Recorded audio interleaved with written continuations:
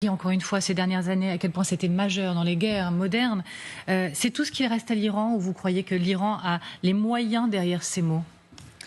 Alors moi, je poserais la question de savoir qui est l'Iran, puisque on regarde la figure charismatique, qui est le guide suprême, mais il y a tout un système beaucoup plus complexe dont les équilibres vont, à mon avis, beaucoup peser sur l'évolution de la situation. C'est-à-dire qu'en effet, vous avez l'ayatollah Khamenei, mais vous avez aussi le rôle des pasdaran, qui est extrêmement important, le rôle du président Pezeshkian, même s'il est plutôt en second plan aujourd'hui. Et tout ça renvoie à ce que pourra donner sur le long terme une intervention, parce que quid de l'équilibre qui se mettra en place ou non à l'intérieur de l'Iran? C'est toute l'interrogation.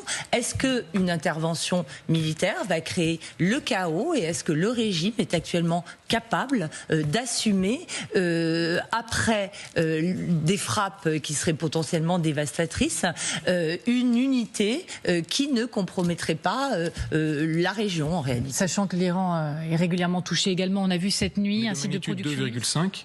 Mais est-ce que ça a eu un impact sur Fordow? Je ne sais pas. Mais en tout cas, il faut quand même garder en tête que non seulement l'Iran est montagneux, comme vous montrent les images, mais en plus, l'Iran a connu énormément de tremblements de terre, et on n'est pas à l'abri non plus de tremblements de terre en Iran.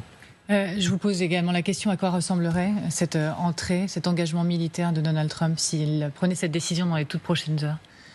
Je pense qu'un autre élément qu'on n'a pas encore eu le temps de mettre en avant, c'est le rôle des services de renseignement, notamment israéliens, qui semblent être très bien infiltrés en Iran, ce qui permettra sans doute de faciliter ces opérations strictement militaires.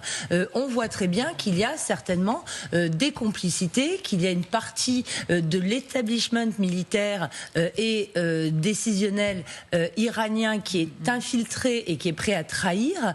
Donc, je pense aussi que ça va jouer un rôle extrêmement important, parce que même si en effet il semble y avoir des hiatus entre le président et Tulsi Gabbard, donc à la tête de l'Agence nationale des renseignements américains, en revanche, on voit que la force israélienne, qu'on avait déjà constatée au Liban, est vraiment sa capacité à s'appuyer sur ces services de renseignement du Mossad. Allez-y, oui, M. Vaillant. Juste pour confirmer ce qui frappait la Grande-Bretagne. Negali Bagayoko.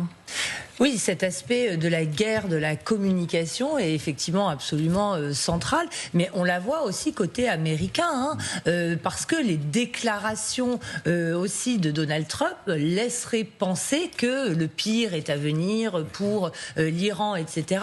Mais comme l'indiquait tout à l'heure Dominique Régnier, le rôle de l'opinion publique américaine face à ces démonstrations de force est, à mon avis, plutôt un frein côté américain qu'un avantage, et c'est de ce point de vue-là que la communication est de plus en plus périlleuse en réalité, sauf sans doute côté israélien, où on peut s'appuyer sur une certaine cohésion de l'opinion publique en soutien à cette intervention. Puisque vous évoquez l'opinion, on n'a pas pu le montrer tout à l'heure, mais il y a des sondages maintenant qui commencent à émerger du côté des États-Unis, et l'opinion n'est pas franchement du côté d'une intervention pour Donald Trump. Et on le rappelle, même la base MAGA est divisée fortement sur ce point-là. Et les doctrinaires aussi, Steve Bannon, etc. Ce sont quand même des engagements qui ont été pris de manière très forte par Donald Trump pendant la campagne, en considérant que les États-Unis étaient engagés de manière aventureuse et désastreuse dans les interventions extérieures, et il va être difficile pour lui de changer de pied, sauf qu'il a aussi besoin d'affirmer une victoire diplomatique, et peut-être qu'il pourrait la tenir avec cette intervention. Mais vous avez